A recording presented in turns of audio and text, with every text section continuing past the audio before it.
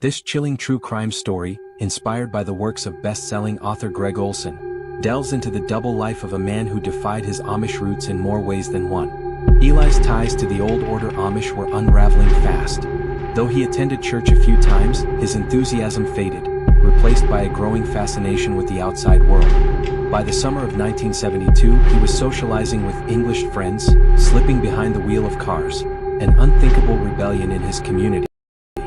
His defiance sealed his fate, excommunication. But for Eli, the price of freedom was worth it. The fear of being shunned, of never sharing another meal with his family, barely fazed him. Determined to carve out a new path, he found refuge with a new order Amish family near Apple Creek, one that embraced electricity, technology, and a future far different from the one he was leaving behind. Little did they know, Eli's journey wasn't just about breaking traditions, it was about something far more sinister. Before we dive into today's chilling tale, take a moment to comment below where you're watching from, then don't forget to like, subscribe, and turn on the notification button so you never miss another gripping unknown crime story. Leroy Chupp and his family assisted Eli in transitioning away from the old order Amish lifestyle, and Liz helped him order non-Amish clothes from a J.C. Penney catalog. Eli obtained his driver's license and purchased a 1970 Oldsmobile. Stoltzfus Farms became a common workplace for young men leaving the Amish church, including Eli's cousin Dave Stutzman, Chris Swartzentruber, and John Yoder.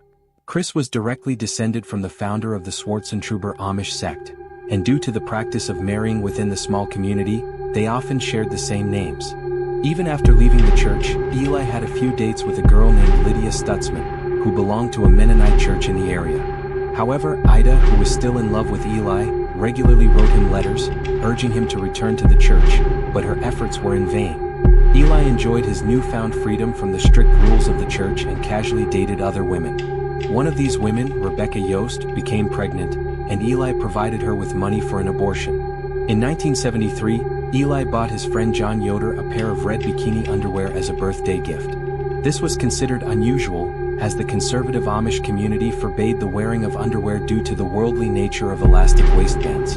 In late 1974, Eli became involved with the Wayne County Sheriff's Department in apprehending a couple of farmers involved in growing and selling marijuana. Eli contacted the alleged pot farmer, pretending to seek it for headaches. After the sale was made, Eli delivered the drugs to the sheriff, leading to the swift arrest of the dealer and revealing Eli as the informant.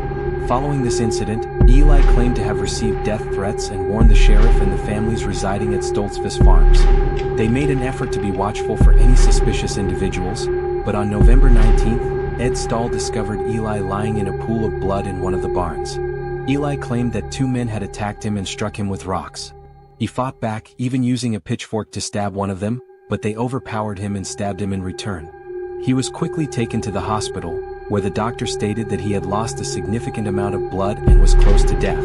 The sheriff's department faced criticism for involving Eli in the drug bust without providing adequate protection for him. However, it didn't take long for people to notice inconsistencies in Eli's story compared to the evidence. The cuts on his arms appeared to be cleaner than what would be expected from a violent struggle, and a straight razor stained with Eli's blood was discovered in the barn. The sheriff decided to compare the threatening letters Eli had received with his handwriting, and they matched. The typed letters were also compared to a typewriter found in Eli's room, and the match was confirmed. Eventually, Eli confessed that he had orchestrated the entire incident himself. It was a dangerous stunt that nearly cost him his life. After being released from the hospital, Eli returned to Stoltzfus Farms to recover. However, he frequently left the farm for days at a time, causing concern. During one of his absences, Mary Jane Stoll found some magazines hidden under his mattress containing explicit images of men. Mary Jane chose to burn the magazines without confronting Eli about them. On February 10, 1975, Eli was fired from Stoltzfus Farms. He claimed that he was terminated in retaliation for catching someone stealing from a farm equipment store, but that was not true. To everyone's surprise, Eli shocked the community by agreeing to return to the Swartzentruber Amish church. He went for confession, sold his car and non-Amish clothing, was rehired as a teacher by the school board, and professed his devotion to Ida. In Ohio at that time, a blood test was required for marriage, though the Amish community did not fully understand its implications. A negative result was interpreted as God's will, indicating that the couple should not have children. Eli and Ida both had negative blood test results twice. In reality, the test was for screening potential couples for venereal diseases, and Eli had contracted syphilis. Just as Ida was marrying Eli Stutzman, he arrived at her house with a positive test and claimed that drinking herbal tea had miraculously cured his blood. Some speculated that he had manipulated the test results, but the Amish community generally did not question such matters. Ultimately, Eli and Ida were able to marry on December 25, 1975. Only a few weeks after their marriage, she was pregnant. People began to notice that Eli often left home, leaving Ida alone and uncertain of his whereabouts. On one occasion, after a night of drinking, Eli propositioned a friend who was giving him a ride home, offering him money for a sexual act. The friend rejected the offer, and Eli escalated the offer but was subsequently kicked out of the car. On September 7, 1976, Ida gave birth to a son named Daniel, with the assistance of a midwife from the community. At the baby's first doctor visit, Eli requested that Danny receive a full series of vaccinations and be circumcised, actions that were uncommon in the Schwarzentruber church. About 6 months later, the Stutzman family agreed to purchase a 95-acre farm from Chris Schwarzentruber, Eli's brother, in the upcoming spring of 1977. The family relocated to the farm and embraced their simple Amish lifestyle. Before long, they discovered that Ida was pregnant again. Despite outwardly appearing connected to his community and committed to his faith and family, Eli secretly yearned for the freedom he desired outside the church. In May, the Stutzmans visited a local bank and applied for a loan to finance the farm purchase. While Eli had been making direct payments to Daniel Schwarzentruber, the seller of the farm, it was not unusual for the Amish to secure a loan to pay the full amount. The bank considered the loan due to the Amish community's excellent credit of other financial obligations that would hinder their mortgage payments. Since the loan did not require specific use of the funds, the bank gave the money directly to Eli. However, neither Daniel nor Ida were aware that the loan was not used to pay for the farm. On July 11, 1977, a storm hit the area. Eli informed his younger cousin, also named Eli, who was staying with them for the summer, that he had witnessed lightning striking the barn. He asked his cousin to help him find the spot where it struck and poured water on it. However, cousin Eli later stated that he didn't observe any signs of lightning damage on the barn. That evening, an attorney arrived at the farm to discuss the details of the Stutzman's will. The will stipulated that if Eli died, everything would go to Ida, and if Ida died, everything would go to Eli. If both died, everything would go to their son Danny. The attorney took and drafted the will for their signatures. Later that night, cousin Eli woke up around midnight and noticed a bright light outside. He looked out the window and saw that the barn was on fire. He rushed downstairs and found Eli outside and away from the blaze. Eli instructed the young boy to run to the neighbor's house and call the fire department. As cousin Eli ran off, he discovered Ida lying on the ground. He tried to assist her, but she was unresponsive. When he informed Eli's condition upon his return, Eli went to the neighbor's house again, and neighbors Howard and Sue Snavely, awakened by the fire, contacted and went to the Stutzman farm to check on the family. Eli urgently asked Howard to help him rescue his wife from the barn, claiming she was trapped inside. They entered the barn together and found Ida lying on her back. Eli mentioned that she might have had a heart attack, and they carried her away from the fire. Howard checked for a pulse but couldn't detect one. When the fire department arrived, they worked to extinguish the fire, and Howard informed the fire chief about Ida's injuries. The chief confirmed her death after examining her. According to Eli, Ida had woken him up after the fire started, and he had instructed her to call the fire department. However, when he went to the milk barn, he found her lying on the ground, assuming she had suffered a heart attack due to the smoke. He attributed her weakened heart to a lifelong condition. Cousin Eli, unaware that Eli had called Howard for help, didn't relay this information. Howard noticed that Eli seemed more focused on explaining the lightning as the cause of the fire rather than showing concern for his wife and unborn child. When the sheriff arrived, the consensus was that Ida had perished in the fire. The medical examiner observed burns on her body, indicating exposure to high heat rather than direct flames. Ida had supposedly been in the milk barn for some time before being removed by Eli and Howard. She had burns on her hand, suggesting contact with something hot, and had cuts on her forehead and a laceration near her mouth. These injuries raised questions about how they occurred if she had fallen on her back. The bright red color of the blood from these injuries indicated that they happened while she was still alive. When questioned about the incident, Eli's account differed slightly. He mentioned that he had allowed Ida to retrieve some items from the milk barn before hurry. He claimed that he attempted CPR for 20 to 30 minutes when he found her and then carried her away from the barn by himself.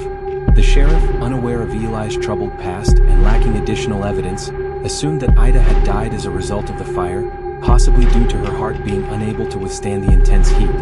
The sheriff filed the report without further questioning the death. Danny, who had been sleeping in his crib during the fire, was taken to a friend's house and remained safe throughout the incident. Eli was left as a widowed father. While the Amish community, known for their trust, rallied to support the Stutzman family, some community members couldn't help but feel suspicious about Eli's account. Despite being medicated, Eli's behavior did not improve. He attended only one church service before leaving with Danny after an hour. He started attending a Mennonite church instead, and people in the community began to notice signs that he was preparing to leave. By the end of the year, Eli had sold all the dairy cows and was ready to leave the Amish church once again. He contacted his cousin for help and asked if he could visit his family in Greenville with Danny after the holidays. Eli informed his cousin that he had left the church and found a job training horses in Georgia. However, he couldn't bring Danny with him and asked if his cousin could care for him. His cousin agreed to take care of Danny.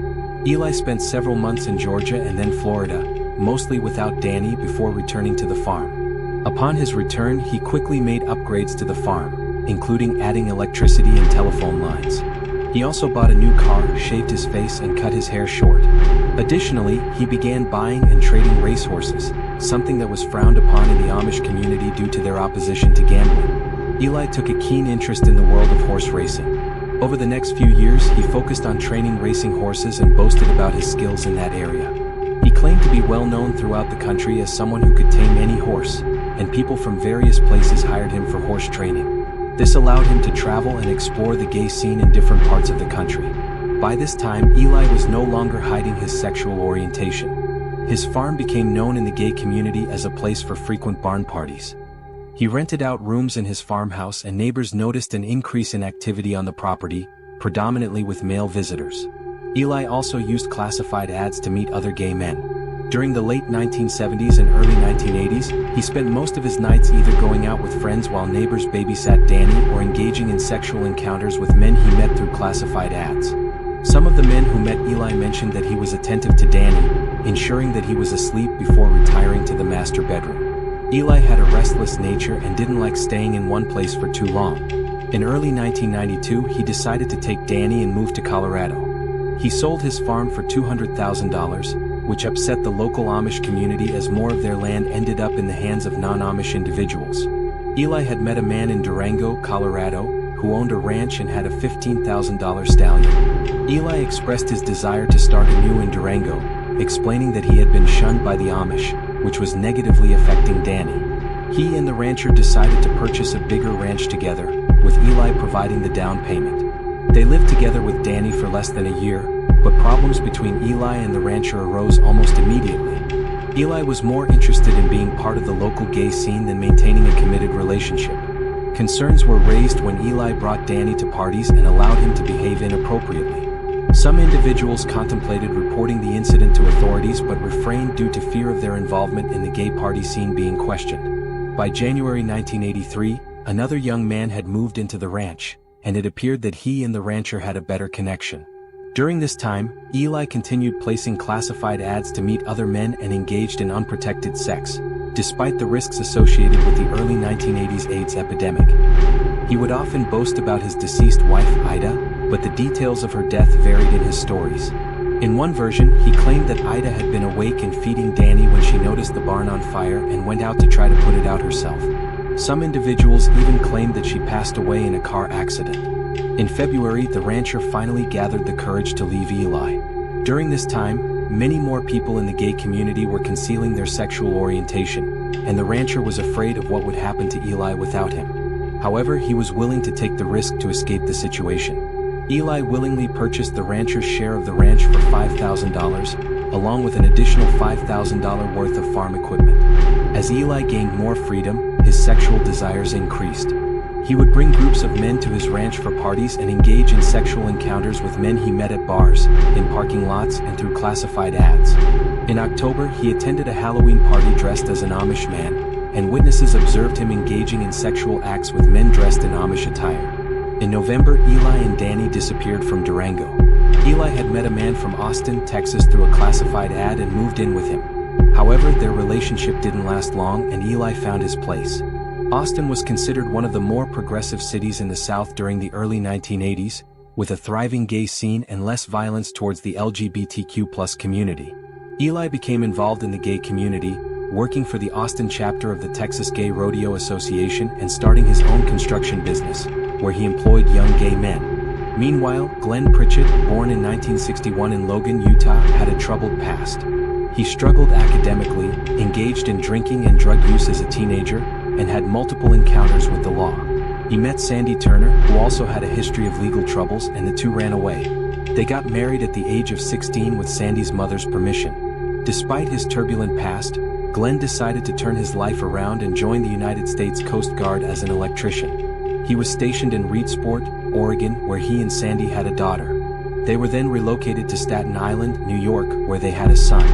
However, Glenn's military career didn't go as planned, and he struggled with excessive alcohol use, leading to a drunk driving charge in 1983. After completing an alcohol abuse program, he returned home to Montana but continued to struggle with alcohol. Sandy filed for divorce and Glenn moved out of their apartment. He found work at a restaurant but frequently got into trouble for harassing Sandy and getting into fights with her new boyfriend. The police had to intervene to break up one of these fights. Glenn left town and visited family before eventually ending up in Reno. From there, he made his way to Austin, where he found a construction job working for Eli. To the surprise of his ex-wife, Glenn was the only straight man on the crew, but he seemed fine with that. Eli rented her, and eventually, another friend moved into the house as well.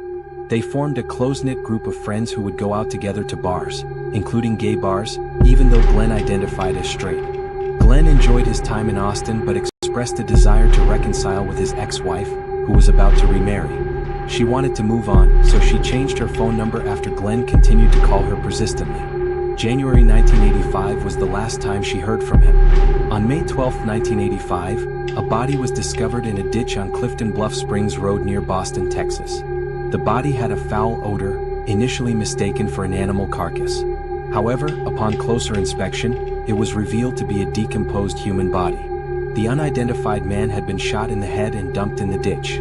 The body, wearing only cut-off shorts, was badly decomposed, but fingerprints were obtained, and a .22 caliber round was recovered from the head. The medical examiner estimated that the man had died approximately 4 to 6 weeks prior. The investigators made several observations and faced challenges while trying to identify the body. Despite receiving suggestions from people that the victim might be a missing family member, it was determined that the body did not match anyone in the missing persons system. The discovery that the unidentified body had undergone an appendectomy further ruled out the possibility of it being a relative. Local fingerprint searches yielded no results, so the prints were sent to the FBI for a national search, which would take time. On June 3, the FBI made a match between the fingerprints and those of a man named Glenn Pritchett, who had previously joined the Coast Guard. With a name to work with, the investigators found records indicating that Glenn had been questioned about suspicious activity in a parking lot the previous December while in the company of a man named Eli Stutzman. Both individuals claimed to live at the same address on Banton Road. 2 detectives arrived at Eli's house on June 15, where they were greeted by Elijah. They informed him that they were there to investigate the murder of Glenn Pritchett. One of the detectives noted that Eli did not appear surprised by the news. Eli explained that Glenn worked for him and had been allowed to sleep on his couch in exchange for $50 on Banton Road. He stated that he hadn't seen Glenn's house on June as Glenn had to leave for Montana due to a family emergency. They informed him that they were there to investigate Glenn off at the bus station, expecting him to return after resolving the emergency. The detective asked Eli about firearms, and he admitted to owning a .22 caliber rifle and a 16-gauge shotgun. Upon examining the weapons, the detective allowed the individuals to claim to exchange $50. The interview was then moved. He stated that he had seen Glenn now that it was confirmed Glenn had to leave with a weapon in the same caliber as the one used to kill Glenn. Eli claimed he became Glenn off at the bus station. The detective remained and settled that Eli did not appear surprised. The detective asked Eli about firearms, and he admitted typically ask numerous questions about the circumstances, such as where and how the victim was found and if there were any suspect individuals. However, Eli did not answer these questions. He was then moved to the detectives asked Eli to provide first time with his interactions with Ida and one Glenn had left him on the way. They also requested the station to apologize. The detective asked Eli admitted to asking numerous questions about the circumstances, such as where and how the detectives questioned whether there were any suspect individuals. However, Eli did not inform us that Eli was left down on the state. The detectives asked Eli to provide first time with his interactions with Ida and one Glenn was no longer became they also requested the station to apologize. The detective asked Eli said admitted to asking numerous questions about whether Eli such as where and how the detectives questioned whether there were any suspect individuals. However, Eli did not inform us that Eli was left down on the state. The detectives asked Eli to provide first time with his interactions with Ida and one Glenn was no longer became they also requested the station to apologize.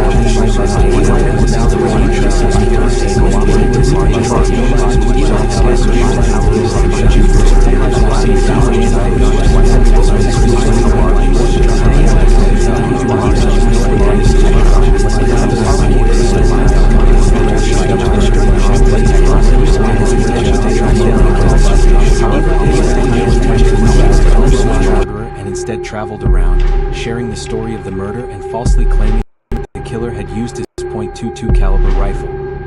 He embellished the tale with unbelievable details, arousing suspicion among those who heard it. During his travels, Eli stayed at a friend's farm in Indiana, where the friend later expressed doubts about Eli's story and suspected that a murderer was staying on his property. Eli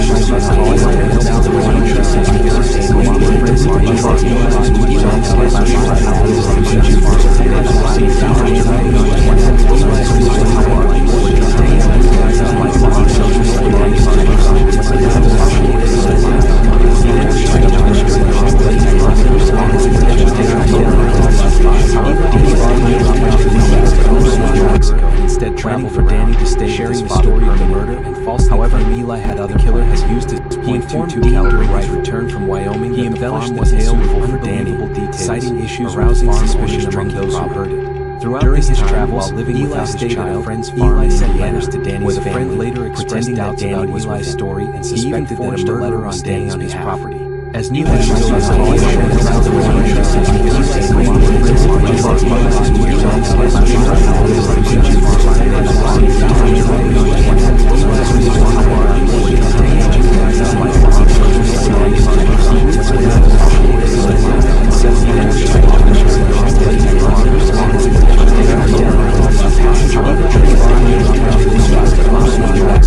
instead traveled for Danny to stay sharing his story of the murder and false. However, he was identified as David Taylor. He informed 36-year-old returned from Wyoming. He embellished the tale with unbelievable citing issues David had suspicion among those who heard and acquaintances during his travel while leaving Eli stayed at a friend's farm in Indiana wasn't Danny's family. Later expressed that Danny was David was at a gay party that occurred by holiday on his November 8th. As Eli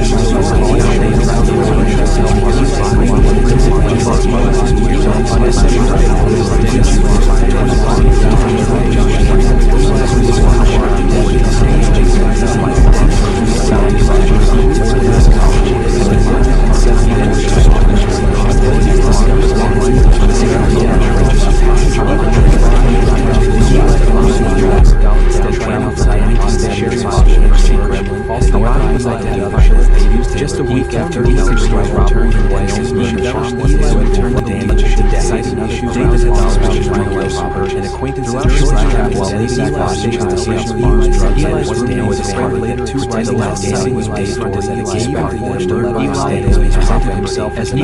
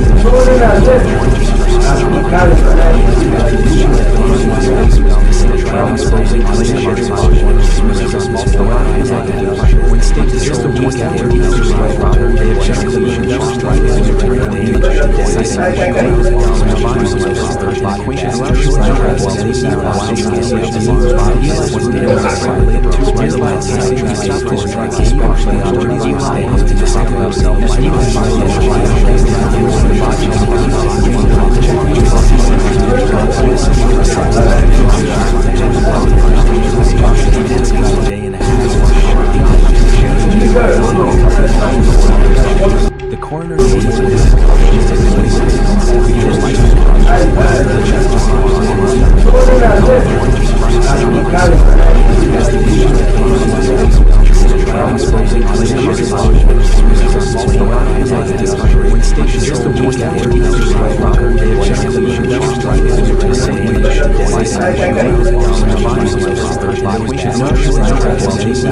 the boy's neck muscles or hyoid bone.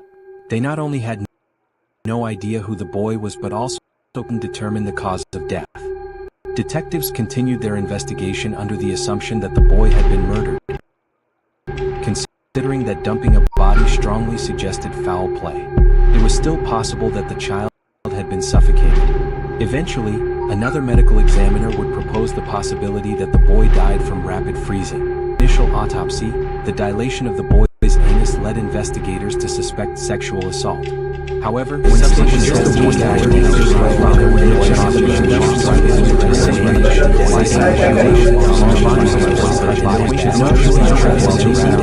the boy's neck muscles were speculated that the boy may have been unconscious when placed on the roadside. No idea who the boy was, frigid temperatures would have caused him to cause quick death.